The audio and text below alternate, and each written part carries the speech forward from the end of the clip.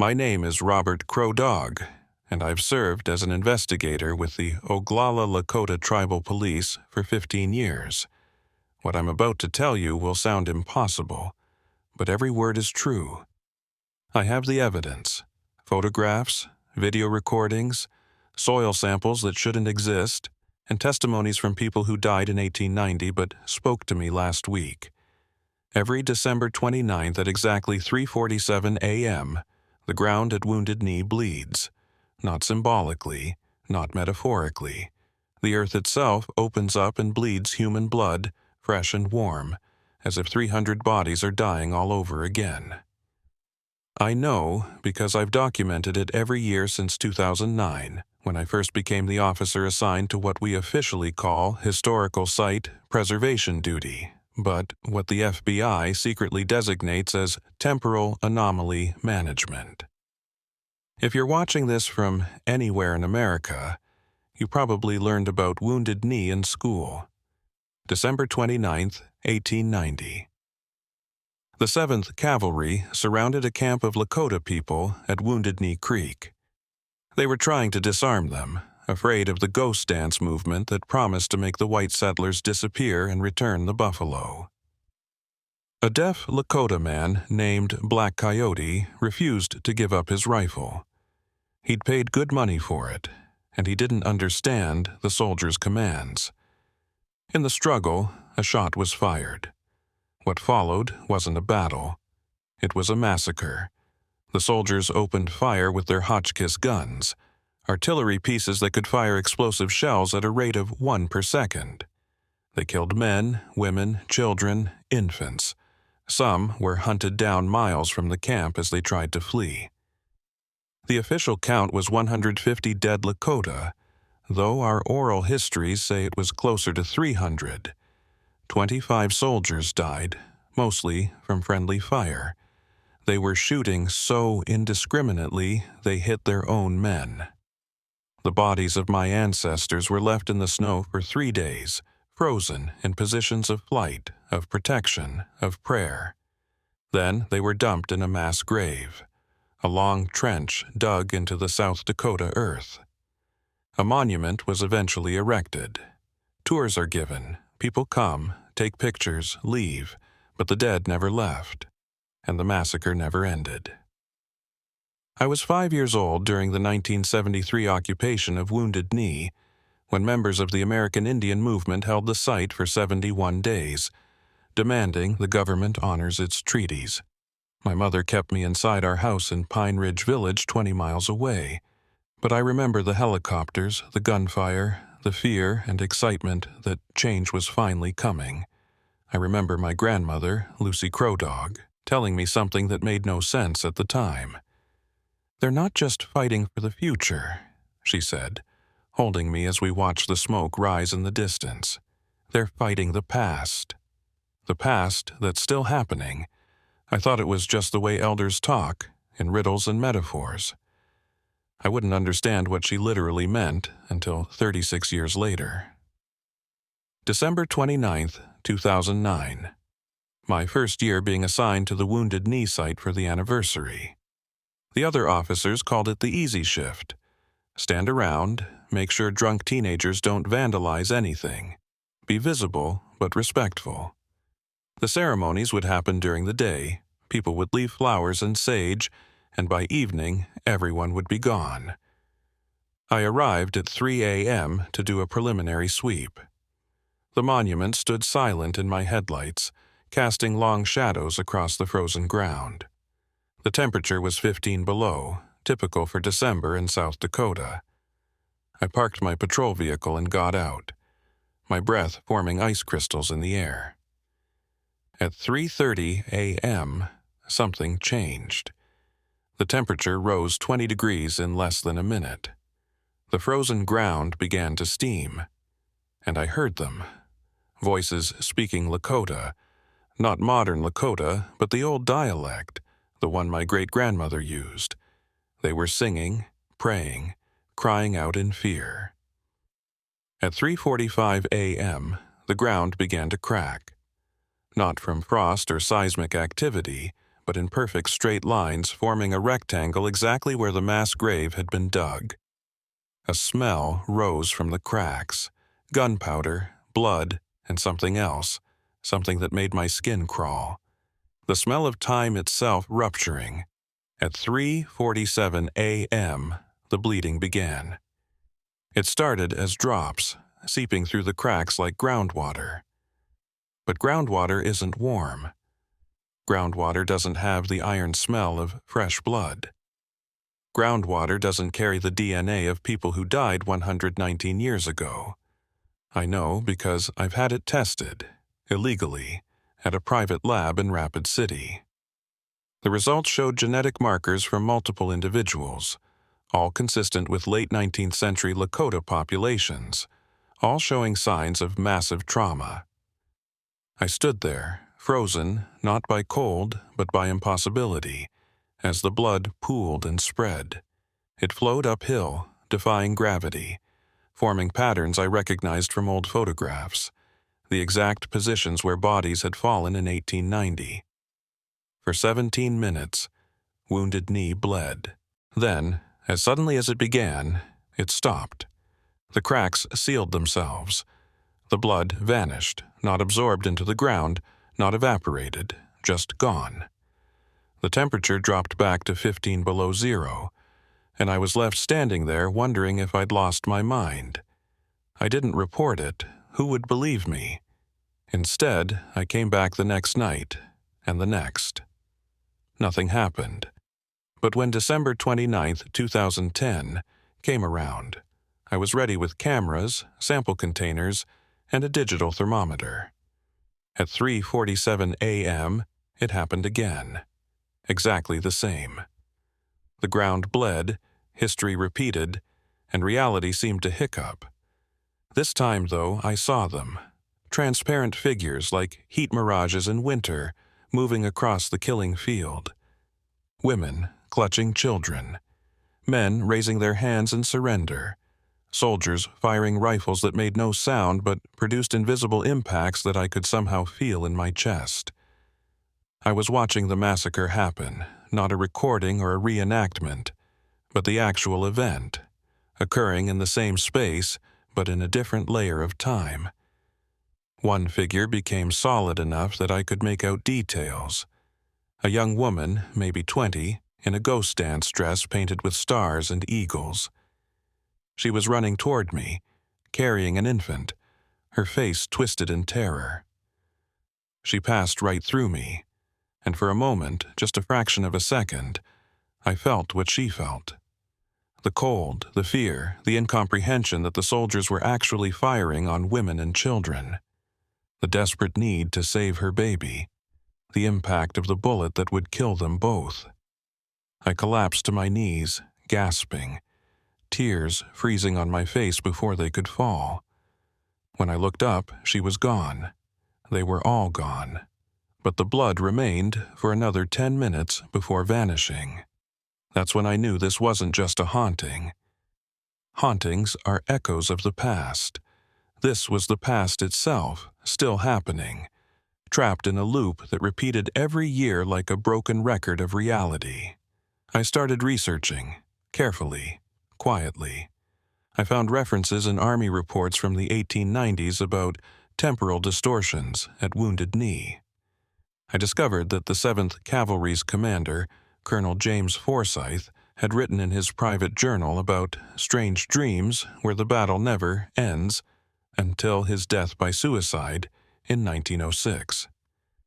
I learned that every December 29th since 1890, something had been reported at the site: unexplained sounds, phantom lights, sudden temperature changes, but it had all been dismissed as folklore or misidentification. Then I found the classified files. It was 2011, and I was dating a woman who worked at the Ellsworth Air Force Base. She had clearance for historical archives, and one night, after too many drinks, she showed me something she shouldn't have. A folder marked Project Ghost Dance, Temporal Anomaly Research, 1973 to present. According to the documents, the government had known about the temporal instability at Wounded Knee since at least 1973. During the occupation, when AIM activists held the site, military surveillance equipment had detected what they called chronological phase shifts. They had photographs of people who shouldn't exist. Lakota warriors from the 1890s standing next to 1970s activists, all in the same frame, all equally real. The files contain transcripts of interviews with soldiers from 1973 who claimed to have engaged in firefights with hostiles in period dress, who vanished upon being shot, but whose bullets were real enough to wound and kill. There were soil analyses showing isotopes that shouldn't exist in nature, radiation signatures that suggested space-time distortion, and mathematical models that hurt to look at, equations that seemed to prove that Wounded Knee existed in a state of quantum superposition, simultaneously occurring in multiple timeframes. But the most disturbing document was a memo from 1974, signed by someone identified only as DK, stating, "The site must be contained but not interfered with. Any attempt to resolve the temporal paradox could result in cascading chronological failure. The past must be allowed to continue happening to prevent it from happening everywhere." I photographed everything I could before my girlfriend realized what she'd done and made me swear never to speak of it. We broke up soon after. She couldn't handle what she called my obsession with Wounded Knee, but I had what I needed. Proof that the government knew. Proof that something impossible was happening. Proof that the massacre wasn't history. It was current events, recurring endlessly in a temporal prison. In 2012, I met Dr. Sarah Stanzen-Timber, a quantum physicist from the University of Chicago who was also Cheyenne. She had been working on a theory about consciousness and time, specifically how traumatic events could create what she called temporal scarring, wounds in space-time that never heal. "Think of it like PTSD for the universe itself," she explained when I showed her my evidence. "An event so traumatic, so wrong, that reality can't process it. So it keeps trying to resolve it, playing it over and over, hoping for a different outcome that never comes." She came with me that December 29th. She brought equipment, magnetometers, Geiger counters, devices I didn't recognize. At 3:47 a.m., when the bleeding began, her instruments went crazy. She recorded electromagnetic fluctuations that shouldn't be possible, gravitational anomalies that suggested mass that wasn't there, and most impossibly tachyon particles, theoretical particles that move backward in time. "It's not just repeating," she said, her face pale in the light of her laptop screen. "It's still happening for the first time. Past, present, and future are collapsed into a single moment that extends forever. Those people aren't dead, they're dying, continuously, eternally. That's when we heard the drums. They started soft, distant, like an echo of an echo, but they grew louder, more insistent. Ghost dance drums, playing the rhythm that was supposed to make the white world disappear, supposed to bring back the buffalo and the dead. The rhythm that had so terrified the government in 1890 that they sent the 7th Cavalry to stop it. Sarah's equipment detected something else, a signal encoded in the drum beats. It was mathematical, deliberate. When she ran it through her computers, it produced an image that made us both gasp. It was a star map, but not of our sky. It showed constellations that didn't exist, arranged around a central point that, when we checked, corresponded exactly to the location of Wounded Knee. And at the bottom, in Lakota stellar calendar notation that only a handful of scholars could read, was a date. December 29th, 2025. "What happens in 2025? I asked. Sarah was quiet for a long moment, running calculations. When she looked up, her eyes were wide with a mixture of fear and wonder. According to this, that's when the loop completes its first full cycle. That's when the past, present, and future converge completely. When everyone who died at Wounded Knee returns. Returns? The ghost dance, she whispered. It wasn't a failed prophecy. It was a delayed one. The dancers believed they could bring back the dead, make the white world disappear, but they got the mechanism wrong. It wasn't magic. It was temporal manipulation. And it worked. It just takes 135 years to complete. Before we could discuss it further, a black SUV pulled up. Federal agents, but not FBI. They wore no identifying badges, moved with military precision, and their leader, a woman with silver hair and ancient eyes, looked at us with something between pity and resignation. "Dr. Stanson Timber, Officer Crow Dog," she said. "You need to come with us. There are things about Wounded Knee you don't understand. Things that, if released, could unravel not just history, but causality itself." We had no choice but to go with them. As we drove away, I looked back at Wounded Knee. In the pre-dawn darkness, I could see them, hundreds of ghostly figures, Lakota and cavalry, locked in eternal combat, eternal death, eternal return. And above them, the stars were moving, rearranging themselves into patterns that matched Sarah's impossible map. The countdown to 2025 had begun, and with it, the possibility that the ghost dance prophecy, the return of the dead and the disappearance of the white world, might actually come true. Not through magic, but through the universe's attempt to heal a wound that won't stop bleeding. The black SUV took us to a facility I didn't know existed, an underground complex beneath Badlands National Park, about 50 miles from Pine Ridge. The entrance was hidden in what looked like a park maintenance building, but the elevator went down for what felt like minutes.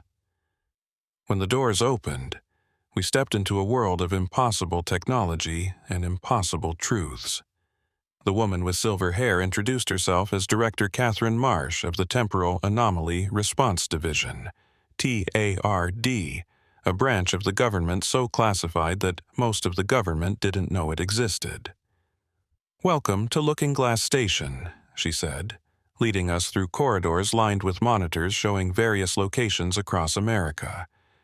Each screen was labeled with coordinates and a temporal stability index.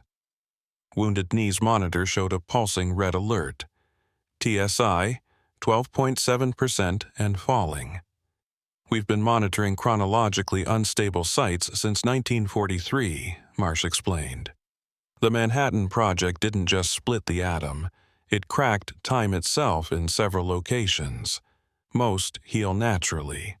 But some, like Wounded Knee, are infected by what we call causal trauma. Events so significant, so wrong, that they create permanent wounds in space-time." She brought us to a conference room where the walls were covered with documents, photographs, and equations. I recognized some from the classified files I'd seen, but most were new. There were daguerreotypes from the 1890s showing the same transparent figures I'd witnessed. There were reports from every December 29th since the massacre, documenting escalating anomalies. "The ghost dance wasn't just a religious movement," Marsh continued. "The prophet Wovoka had visions, yes, but what he saw wasn't spiritual, it was temporal. He perceived the quantum nature of reality, the possibility that consciousness could affect time itself. The ghost dance was essentially a ritual designed to create a temporal paradox massive enough to rewrite history." Dr. Stanson Timber leaned forward. "You're saying they were trying to create a time loop?" "Not create," Marsh corrected. "Activate. The loop was always there, potential energy waiting to be triggered. The massacre at Wounded Knee provided the emotional trauma, the blood sacrifice, if you will, to initiate the process. But it's taken 135 years for the loop to charge fully. She pulled up a holographic display, technology that shouldn't exist, showing Wounded Knee as a three-dimensional model with time as the fourth dimension. The massacre appeared as a dark knot, with threads extending in all directions. Every December 29th, the loop gets stronger. The boundary between 1890 and now gets thinner. We've calculated that on December 29th, 2025, the barrier will collapse entirely. The past and present will merge. What does that mean? I asked, though I was afraid of the answer. Marsh's expression was grim.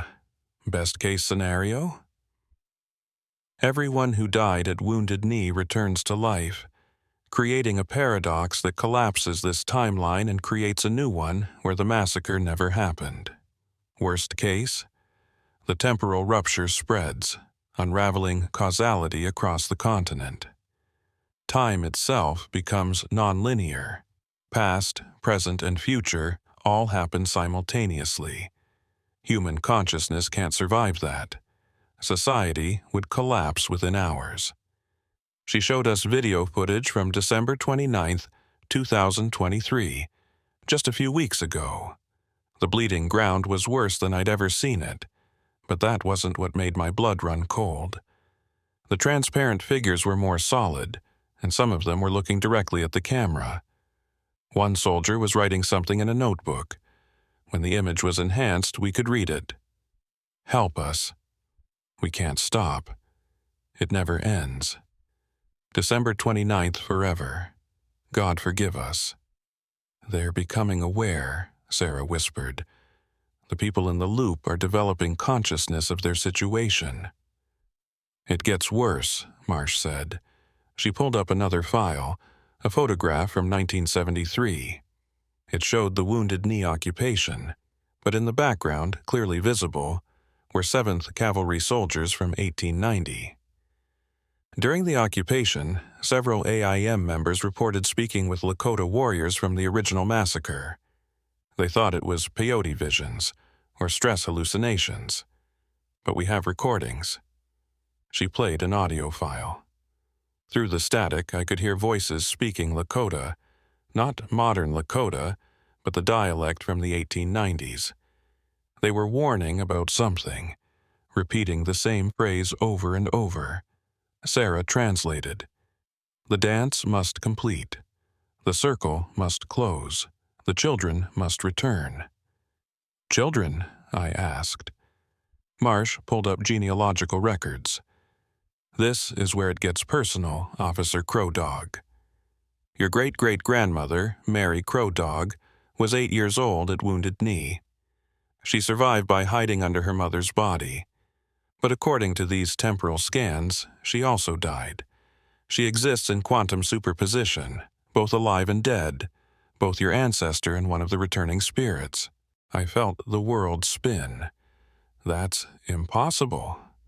So is bleeding ground and transparent soldiers, Marsh replied. At Wounded Knee, impossible is normal. And you, Officer Crow Dog, carry the genetic markers of someone who both survived and died in the massacre. You're a living paradox, which is why you can see things others can't. She turned to Sarah. And you, Dr. Stanson Timber, your equations about consciousness and time, they're not theoretical. You've been unconsciously documenting what's happening at Wounded Knee. Your Cheyenne ancestry connects you to this as well. Your people were allied with the Lakota. Some of them died at Wounded Knee too. So what do you want from us? Sarah asked. We need to prevent the final convergence, Marsh said. We've tried everything. Electromagnetic pulses, quantum stabilizers, even a small tactical nuke in 1981 that we covered up as an earthquake. Nothing works. The loop is self-sustaining now, feeding on its own temporal energy. But your research, Dr. Stanson Timber, suggests another approach. Sarah's eyes widened. You want to complete the ghost dance. Not complete, Marsh corrected. Redirect. If we can't stop the loop, maybe we can change its destination. Instead of merging 1890 with 2025, we create a third option, a parallel timeline where both events can exist without destroying causality. A temporal refugee dimension. Sarah breathed. A place where the dead can exist without paradox. Exactly. But it requires someone with a foot in both timelines to serve as an anchor. Someone who exists in the superposition between life and death, past and present. She looked directly at me. Someone like you, Officer Crow Dog. Before I could respond, alarms began blaring.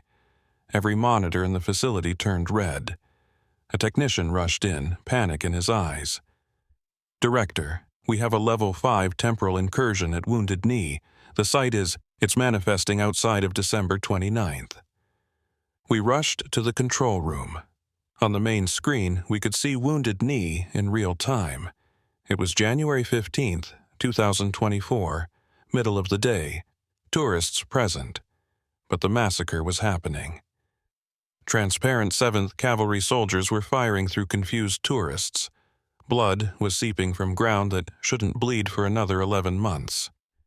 The timeline is accelerating, Marsh said. We're out of time.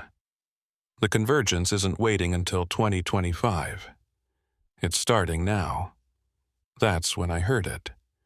My grandmother Lucy's voice. Impossible since she died in 2010, but it was coming from the speakers, from Wounded Knee itself. Robert, she said in Lakota, the dancers are ready. The circle is forming. You must choose, join the dance or break the drum. But know this, both choices have been made before, will be made again, are being made now. Time is a circle, grandson, and Wounded Knee is its center.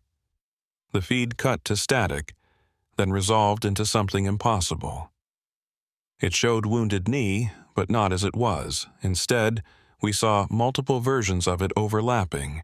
The 1890 massacre, the 1973 occupation, the present day, and something else. A future version where massive crystalline structures rose from the earth, where people in clothing I didn't recognize performed ceremonies with technology that looked like magic. What are we looking at? I asked. Sarah was running calculations on her tablet, her face growing paler with each result. It's not a temporal anomaly anymore. Wounded Knee has become a temporal nexus, a point where all timelines converge. Every possible version of history is becoming real there simultaneously. Marsh made a decision. We're going in. Prep a field team. Full temporal shielding. We need to get to the site before... She never finished the sentence. The lights went out, and when emergency power kicked in, we weren't alone in the control room. Standing among us were 3 figures I recognized from historical photographs. Sitting Bull, who had been killed 2 weeks before Wounded Knee, Bigfoot, who died in the massacre, and someone else, a young woman in a ghost dance dress, the same one I'd seen bleeding through time. But they weren't transparent. They were solid, real, standing in our underground facility in 2024. Sitting Bull spoke, and his words came out in perfect English despite his lips moving in Lakota. The dance has begun. The veil is torn. What was separated is becoming one. You cannot stop it, but you can guide it. The choice has always been the same. Honor the dead or join them. The young woman stepped forward, and I recognized her fully now. It was Mary Crow Dog, my great-great-grandmother, not as the elderly woman I'd seen in photographs, but as she would have been if she'd lived past 8 years old. You carry my blood, she said to me. Blood that lived and blood that died. You are the bridge between what was and what might be. The ghost dance isn't about bringing back the dead, grandson. It's about healing the wound between life and death, between then and now. Bigfoot, the chief who had led his people to Wounded Knee, seeking protection only to be massacred, raised his hand. Where he pointed, the air itself began to crack like broken glass. Through the cracks we could see Wounded Knee, not on a monitor, but actually there, as if space had folded to bring it to us. "Come," he said. "See what your government has hidden. See what the earth remembers. See why the ground bleeds. Against all protocol, against all reason, we followed. We stepped through the crack in reality and found ourselves standing at Wounded Knee. But not the Wounded Knee I knew. This was every version of it at once. Snow-covered and summer green, full of tourists and completely empty, scene of a massacre and site of prayer, past and present and future collapsed into a single impossible moment. And there, in the center of it all, was something that made everything else make sense. A massive machine, partially buried, partially phased into another dimension. It was covered in military markings from the 1940s, but also symbols I recognized as Lakota stellar maps. It was ancient and brand new, broken and perfectly functional. "The time machine," Marsh gasped. "Project Kronos. It was real. Sarah was scanning it with her equipment. It's not from the 1940s. It's from the 1940s and the 1890s and 2025, and it exists across all timelines simultaneously. Someone built this to create the loop." "Not someone," Sitting Bull said. "Something, the earth itself, wounded by injustice, created this to heal. But healing requires reopening the wound. The massacre must happen again and again until it happens right." "Happens right?" I asked. "How can a massacre happen right?" "When it doesn't happen at all," Bigfoot answered. "When the choice that leads to it is unmade. When the dance completes and the timeline heals. December 29th, 1890 must become December 29th, 2025 must become never." The machine began to pulse with light, and I could feel it pulling at something inside me. The part that existed in superposition. The part that was both alive and dead. Sarah grabbed my hand, anchoring me. But I could feel myself beginning to phase, becoming like the transparent figures I'd witnessed for years.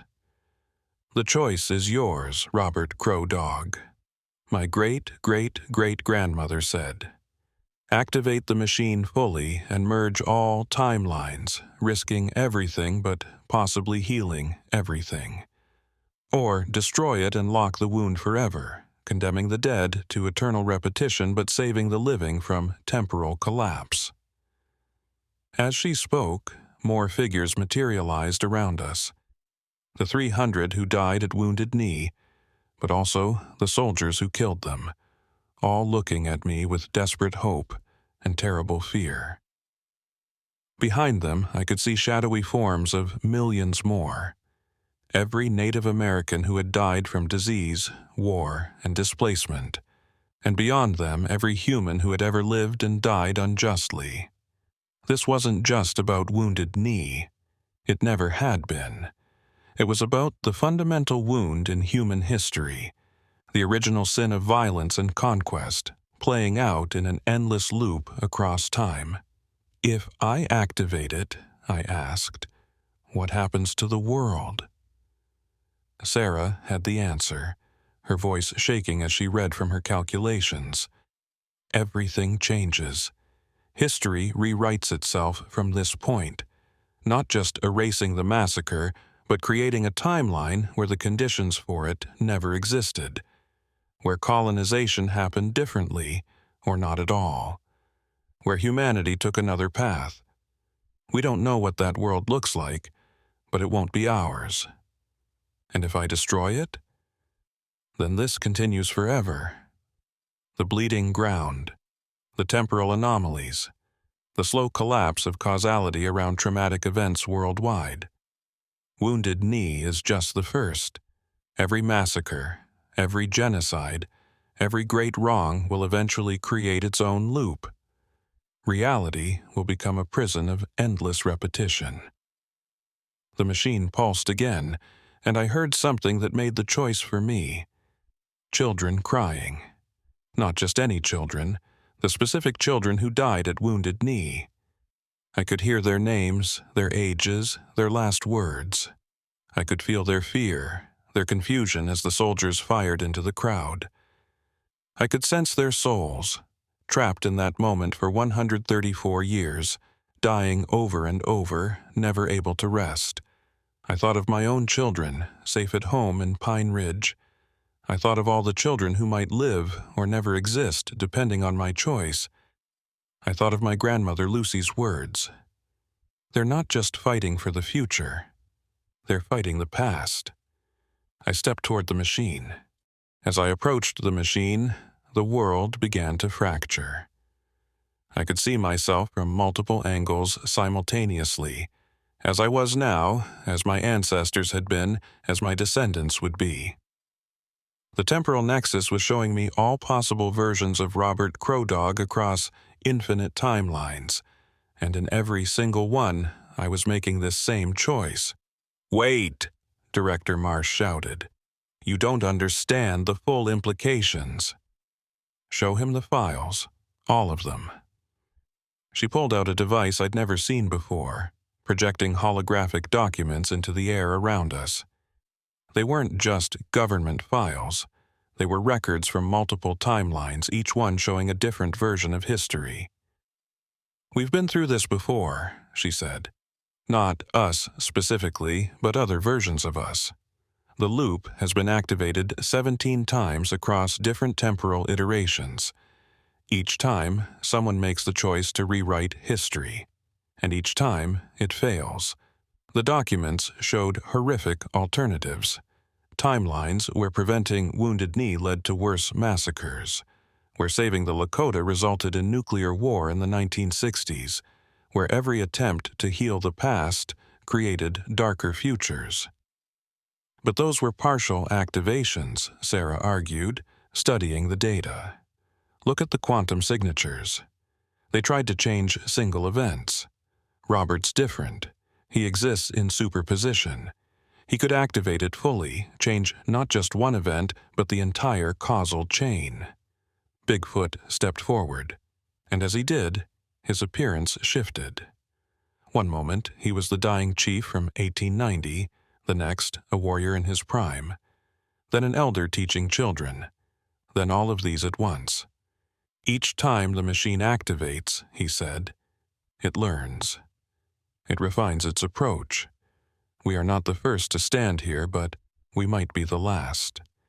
The machine has been waiting for someone like you, Robert Crowdog. Someone who carries both death and life, both past and future. Show me, I said. Show me what really happened. Not the history book version. The truth. The machine responded to my words, projecting the past directly into our minds. We were there. December 29th, 1890, but seeing it from every perspective simultaneously. I saw through the eyes of a 7th Cavalry soldier, hungover and freezing, scared of the Lakota and scared of his commanding officers. He didn't want to shoot, but when the firing started, muscle memory and fear took over. I felt his horror as he realized they were killing children, his desperate attempts to stop his fellow soldiers, and his lifetime of nightmares afterward. I saw through the eyes of a Lakota mother trying to shield her baby, praying to Wakantanka that this was a mistake, that the soldiers would stop. I felt her last thought, not hatred for her killers, but desperate love for her child and confusion that humans could do this to each other. I saw through the eyes of Bigfoot, dying of pneumonia, trying to surrender peacefully, watching his people cut down around him. His last prayer wasn't for vengeance but for understanding, that someday, somehow, both peoples would learn to see each other as human. And I saw something else, someone else, a figure that didn't belong in 1890, working with the machine, ensuring the massacre happened exactly as history recorded. They wore military insignia from no nation I recognized, and their face kept shifting. Sometimes human, sometimes something else. The temporal authority. Marsh whispered. They're real. Who? I demanded. Humans from a possible future, one where time travel exists but is regulated by a fascist government. They ensure traumatic events happen as scheduled to maintain their timeline. They've been sabotaging every attempt to heal the loop. As if summoned by her words, 3 figures materialized. They wore black uniforms with insignia that hurt to look at, symbols that existed in more than 3 dimensions. Their faces were human but wrong, as if they'd been edited by someone who didn't quite understand human features. Officer Crow Dog, their leader said, his voice coming from everywhere and nowhere. You will cease this activation immediately. The timeline must be preserved. The massacre at Wounded Knee is a fixed point. Without it, our civilization never develops the technology to prevent the Greater Massacre of 2847. Greater Massacre? Sarah asked. 12 billion humans killed when first contact goes wrong. Only by studying the quantum effects of historical traumas like Wounded Knee do we develop the temporal shields necessary to survive. Every death here saves millions in our time. You're lying, I said, feeling the truth through my connection to the machine. I can see your timeline. You don't prevent any massacre, you cause it. You've turned all of human history into a farm for temporal energy, feeding off our suffering. The leader's face flickered, revealing something underneath that wasn't human at all. Irrelevant, you will comply or be erased from all timelines. They raised weapons that looked like crystallized mathematics, aimed at us. But before they could fire, the ghost dancers acted. They came from everywhere. Not just the 300 from Wounded Knee, but thousands of native spirits from across history. They surrounded the temporal authority agents, and where they touched them, the agents began to discorporate, their stolen time energy returning to its source. You made one mistake, Sitting Bull said to the agents. You thought the dead were powerless, but we've been gathering strength for 134 years, existing in every moment of the loop simultaneously. We are not ghosts. We are the immune system of time itself. The leader tried to escape, phasing through dimensions, but Mary Crow Dog, my impossible great-great-grandmother who was both 8 and 80, caught him with hands that existed in multiple timelines. You fed on our deaths, she said. Now feed on our lives. She didn't kill him. Instead, she showed him every life cut short at Wounded Knee, made him experience their entire unlived existence. Every joy they never had, every child they never bore, every sunset they never saw. The agent screamed, not in pain, but in overwhelming empathy, feeling for the first time the weight of what had been stolen. When she released him, he fell to his knees, no longer the temporal fascist, but a broken man, overwhelmed by understanding. Activate it, he gasped. Please. I've seen what we took from them, from you, from everyone. End this, and all of it. Give them back their lives, even if it costs us our timeline. But the machine was already responding to the emotional intensity of the moment. It wasn't waiting for my decision. It was feeding on the collective will of everyone present.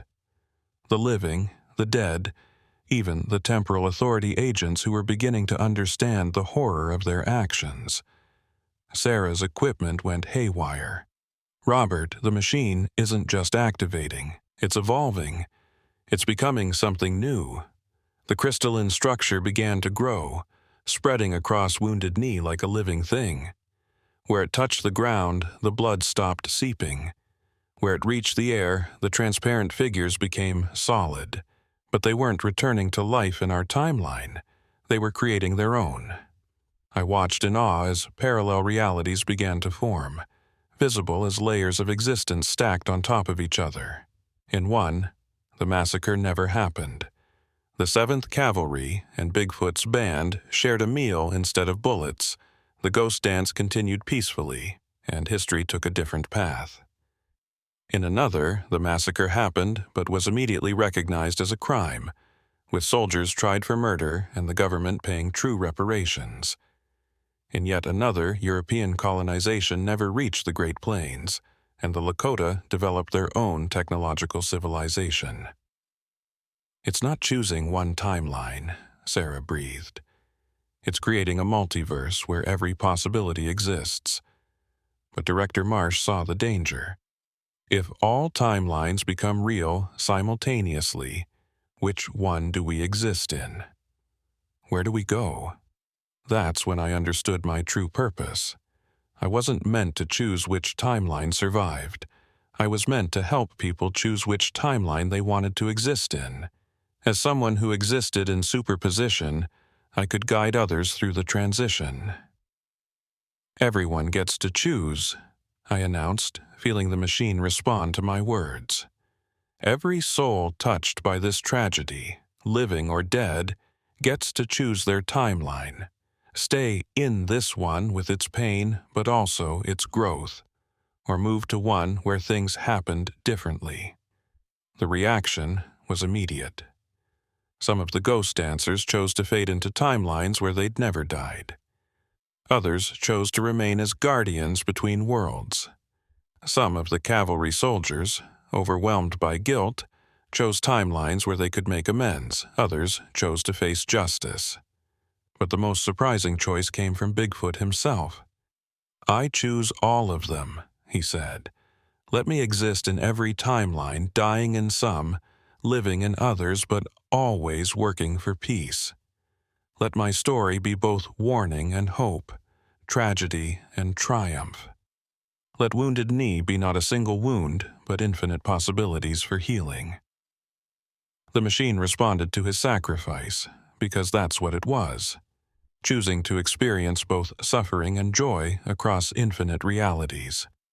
The crystalline structure exploded into light, not destructive but transformative, spreading from Wounded Knee across the planet. Everywhere that historical trauma had occurred, the light touched and offered the same choice. The Holocaust, slavery, every genocide and massacre, all their victims were given the option to exist in timelines where they'd survived, while still maintaining the timeline where their deaths served as warnings to humanity. But the light did more than offer choices. It made the borders between timelines permeable.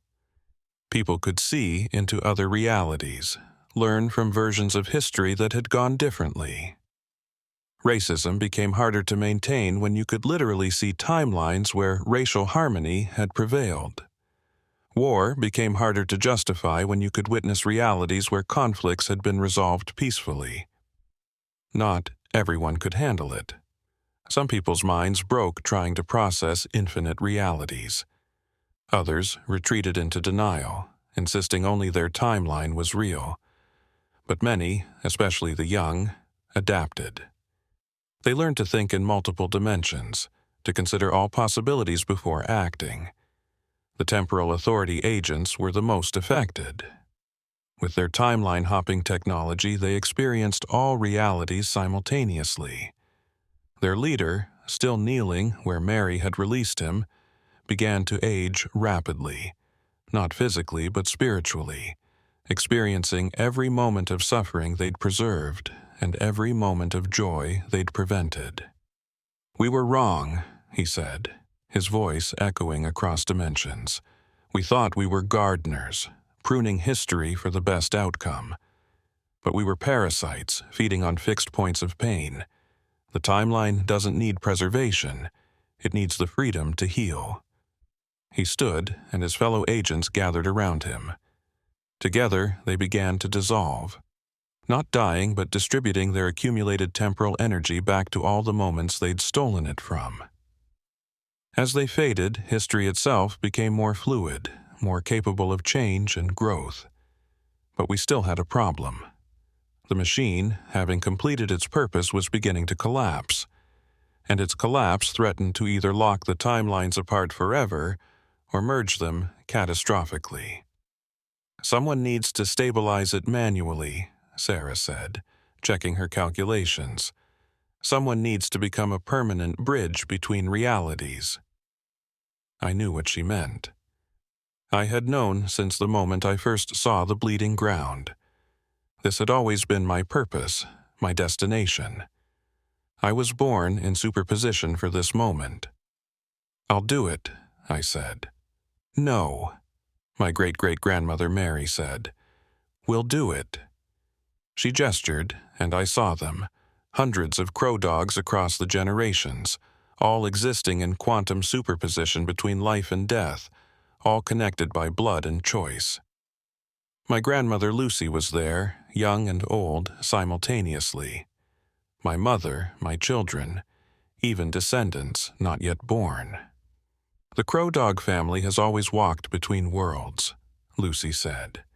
"It's our gift and our burden. Let us share it." Together, we joined hands around the collapsing machine.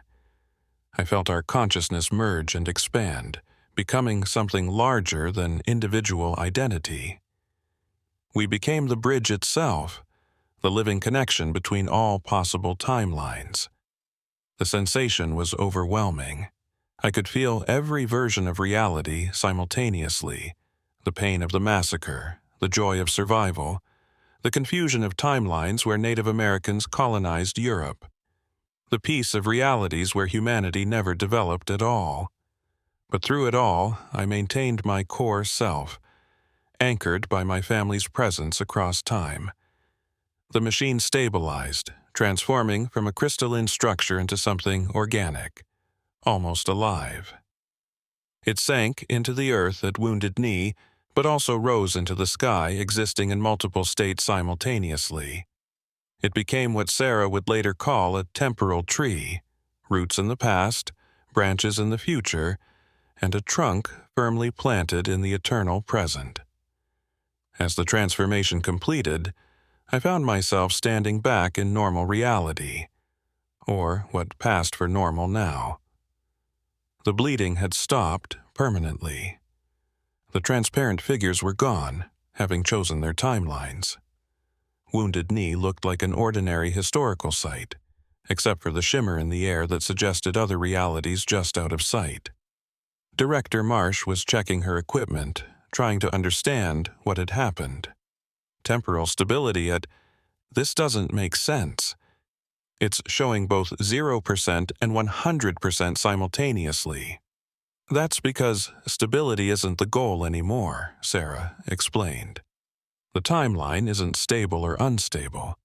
It's fluid, capable of change without breaking. The temporal authority leader, who should have dissolved completely, existed as a shadow of possibility."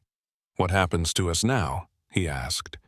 "We built our entire civilization on controlling time."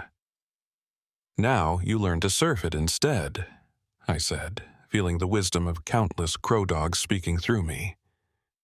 "Time isn't a river to be dammed or a garden to be pruned. It's an ocean, and we're all just learning to swim. It's been 1 year since the convergence, as historians are calling it now. Though historians isn't quite the right word anymore. They're more like dimensional cartographers, mapping the infinite branches of human possibility that sprawl from every moment. I'm still Robert Crow Dog, still technically an Oglala Lakota Tribal Police investigator, but my jurisdiction has expanded beyond anything that fits on a badge. I investigate crimes across timelines, mediate disputes between versions of the same person, and help lost souls find their way home to whatever reality they choose to call home. Wounded Knee has become the unofficial capital of the New World, or should I say worlds. The site exists simultaneously in every timeline now, a constant that anchors the multiverse. The monument is different depending on which reality you're tuned to. In some, it commemorates a massacre. In others, it celebrates a peace treaty. In a few, it marks humanity's first successful temporal experiment. The tourist experience has certainly changed. People come from around the world, and from other versions of the world, to witness the place where linear time ended and something stranger began. We've had to install what Sarah calls reality filters at the entrance, specialized devices that help visitors' minds process what they're seeing without going insane. Welcome to Wounded Knee, I tell a group of visitors from what we call Timeline Prime, our original reality. Please keep your perception anchored to your home timeline unless you're accompanied by a licensed phase guide. The gift shop exists in all realities simultaneously, but prices may vary based on your dimensional exchange rate. They laugh nervously, thinking it's a joke. They'll learn. Sarah Stanzen Timber has become the world's first professor of quantum anthropology at Harvard, though she also teaches at the Harvard that exists in the timeline where Native Americans founded it in 1636. She's developed a mathematical framework for understanding how consciousness navigates parallel realities, work that won her the Nobel Prize in 3 different timelines. The ghost dance worked, she told me last week over coffee that existed in 17 dimensions simultaneously. Not the way Wovoka envisioned, but the fundamental promise was kept. The dead returned, the buffalo returned. They just returned in timelines where they never left. She's right. If you know how to look, if you adjust your perception just right, you can see them. The great herds thundering across plains that are both empty and full, both past and present. The ghost dancers still dance, but now their dance maintains the bridges between worlds instead of trying to change one world into another. Director Marsh retired, or tried to. Turns out, when you've been exposed to that much temporal radiation, you don't age linearly anymore. She exists as a quantum probability cloud, sometimes 30, sometimes 90, occasionally all ages at once. She's founded an organization called the Temporal Truth and Reconciliation Commission, dedicated to acknowledging and healing historical traumas across all timelines. We can't change the past, she says in her mission statement, which exists as a living document that updates itself across realities. But we can change our relationship with it. We can choose which version of the past we learn from. The governments, plural, since there are now several versions of the United States existing in quantum superposition, have had to adapt. The Bureau of Indian Affairs was disbanded and replaced with the Department of Dimensional Sovereignty, which recognizes that native tribes exist as sovereign nations across multiple timelines simultaneously. Pine Ridge isn't just a reservation anymore, it's an interdimensional embassy. But not everyone has adjusted well to the new reality. There are groups, the linearists, they call themselves, who refuse to acknowledge any timeline but their own. They wear special blinders that block out dimensional bleeds, take pills that suppress quantum consciousness, and lobby for a return to temporal fascism, as they call it. They're led by a man named Richard Sterling, a billionaire who lost his fortune when the timeline where he was poor started bleeding into his reality. "This is madness," he shouts at rallies that occur in carefully shielded venues. "We've destroyed causality itself. How can we build a future when the past keeps changing?" He's not entirely wrong. The world has become a much more complicated place. Murder trials are nearly impossible when the victim might be alive in another timeline. Elections are chaotic when voters can phase between realities to vote multiple times.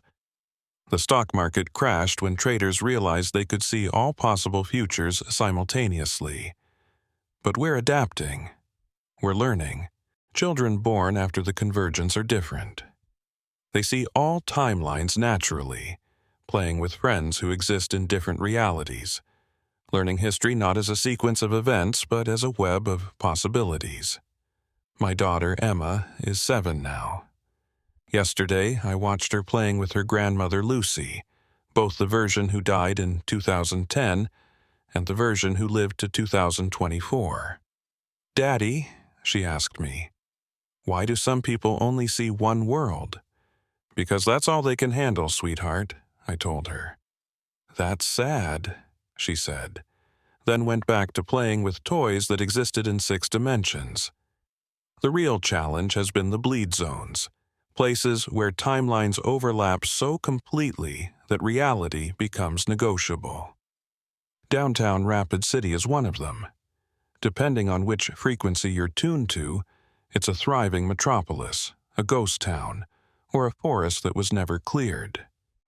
People have learned to navigate by consensus, agreeing on which version of reality to acknowledge at any given moment.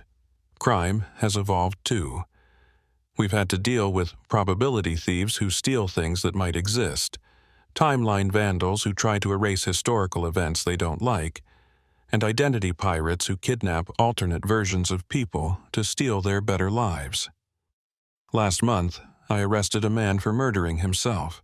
He'd killed 6 alternate versions to consolidate their life insurance policies. But there have been beautiful moments, too. Families reunited with loved ones who died in their timeline but lived in others. Scientists collaborating with versions of themselves to solve problems from multiple angles. Artists creating works that exist in several dimensions simultaneously, each viewing revealing different aspects of the piece. The Lakota Nation has become a leader in the New World. Our culture always understood that time isn't linear, that the past, present, and future are interconnected. The concept of mitakuye oyasin, all my relations, has taken on new meaning when you can literally see your relations across infinite timelines. Chief David Crow Dog, no relation despite the name, addressed the United Nations, all 17 versions of it, last month. For centuries, Western civilization has tried to impose linear time on the world, tried to say there's only one history, one truth, one reality. Indigenous peoples always knew better. We knew that all things are connected, that time is a circle, that the dead walk with us. The convergence hasn't broken reality. It's revealed what reality always was. But perhaps the strangest development has been the discovery of timelines where the convergence never happened. Realities where I never investigated Wounded Knee, where the bleeding ground was just a legend, where time remains stubbornly linear. We call them the null zones, and they're growing. It turns out that our transformation of time created a kind of quantum immune response. Realities that reject the change are hardening, becoming more fixed, more resistant to temporal fluidity. It's creating a new kind of segregation, not between races or nations, but between those who embrace temporal complexity and those who refuse it. The temporal authority hasn't completely disappeared. The version of them that exists in our timeline cluster has reformed as the temporal Peace Corps, helping realities adjust to the new paradigm. Their leader, who now goes by the name Marcus Tomorrow, works from an office that exists in yesterday, today, and tomorrow simultaneously. We were trying to prevent change, he told me during our last meeting, his form flickering between the fascist enforcer he was and the enlightened guide he's becoming. Now we're trying to help people navigate it. It's harder, but it's honest. The machine at Wounded Knee, what we now call the temporal tree, has become a pilgrimage site. People come from across the dimensional spectrum to touch it, to feel the pulse of all realities flowing through its quantum bark. Some claim it grants visions. Others say it answers questions. A few insist it's slowly developing consciousness. I know the truth. The tree isn't developing consciousness, it's reflecting ours. Every person who touches it adds their timeline to its infinite branches. It's becoming a living history of not just what was, but what could be, what should be, what might be. Last week, something extraordinary happened. The tree produced fruit, small, luminous objects that exist in multiple states simultaneously. When you eat one, you temporarily experience perfect temporal vision. You see all timelines, all possibilities, all consequences of every action. Most people can only handle a small bite before the overwhelming nature of infinite possibility forces them to stop. But I ate a whole one. For 17 minutes, I existed as every possible version of Robert Crowdog across every timeline. I was the version who became President of the Reformed United States. I was the version who died at 3 from smallpox. I was the version who never existed because my parents never met. I was the version who became a temporal terrorist, trying to collapse all timelines into one. I was the version who achieved enlightenment and ascended to pure consciousness. But most importantly, I was the version who stood at Wounded Knee and chose not to choose, who recognized that the power wasn't in selecting one timeline over another, but in allowing all timelines to coexist. When the vision ended, I understood something crucial. The convergence isn't complete, it's just beginning. The bleeding ground at Wounded Knee was never just about that one massacre.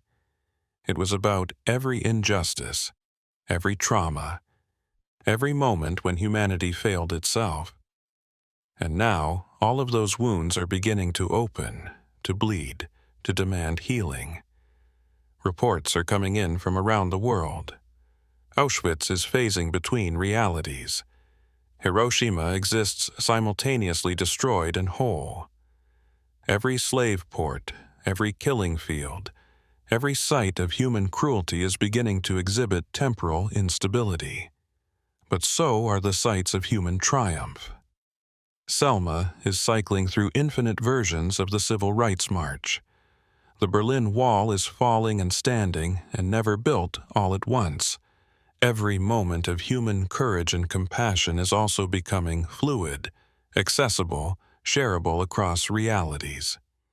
Sarah thinks we're approaching what she calls the Omega Point, a moment when all human history becomes simultaneously accessible to all human consciousness, when everyone will have to confront not just their own past, but every possible version of it. We're going to have to choose, she says, not which timeline to live in, but how to live with all timelines, how to be human when humanity includes every possible version of itself. The government has assigned me to lead a new task force, the Temporal Integration Initiative. Our job is to help humanity prepare for what's coming. We're developing protocols for timeline refugees, creating support groups for people experiencing alternate identity syndrome, and establishing safe zones where reality remains relatively stable for those who need a break from infinite possibility. But honestly, I don't think we can prepare. Not really. You can't prepare for the moment when you meet the version of yourself who made all the right choices, or the one who made all the wrong ones. You can't prepare for dinner with the grandparents who died before you were born in your timeline but lived to meet you in another. You can't prepare for a world where death is negotiable, where history is fluid, where identity itself becomes a choice rather than a fact. My grandmother, Lucy, the version who lived to see the convergence, sits with me sometimes at Wounded Knee. We watch the sun set in 17 different ways, see the stars arrange themselves into constellations from timelines where different mythologies became true. "Are you afraid?" she asks me. Terrified, I admit, but also excited. For the first time in human history, we get to consciously choose not just our future, but our past. We get to heal wounds we thought were permanent. We get to become everything we could have been. And the cost? We lose the comfort of certainty. We lose the ability to say, "This is how things are," instead of, "This is how things could be." We lose the privilege of forgetting our failures by being forced to see the timelines where we succeeded. She nods, her form shifting between young and old, living and dead. The ghost dance worked, grandson. Just took longer than we thought. The world did end. The white world, the native world, all the separate worlds. They ended so that one world with infinite possibilities could begin. As I stand here at Wounded Knee, watching tourists from 17 different timelines take photos of monuments that exist and don't exist, I realize that December 29th isn't special anymore. Every day is December 29th now. Every day, somewhere in the quantum foam, the massacre is happening, not happening, being prevented, being redeemed. The ground doesn't bleed anymore because the wound has become a doorway. The past isn't past, the future isn't fixed, and the present is just one note in an infinite symphony of possibility. Welcome to the new world, all of them. If you're watching this from a timeline where the convergence hasn't happened yet, know this: it's coming. The wounds in time are opening everywhere, and soon you'll have to choose. Not whether to accept it, it's not optional, but how to navigate it. How to maintain your sanity, your identity, your humanity when faced with infinite versions of yourself and everyone you know. My advice: let go of the idea that there's one true timeline. Embrace the paradox. Learn to love yourself in all your versions. Forgive yourself for all your failures. Celebrate all your triumphs across all realities. And if you ever find yourself at Wounded Knee, standing where the ground once bled, where reality learned to heal itself through multiplicity rather than singularity, remember this: you're not just witnessing history. You're witnessing all possible histories, happening now, happening always, happening never. The ghost dance never ended. It just became the only dance there is, the infinite spiral of possibility that we're all part of, whether we know it or not. This is Robert Crow Dog, signing off from everywhere and nowhere from the Wounded Knee that exists in all times and no time. See you in another timeline. In fact, I already have.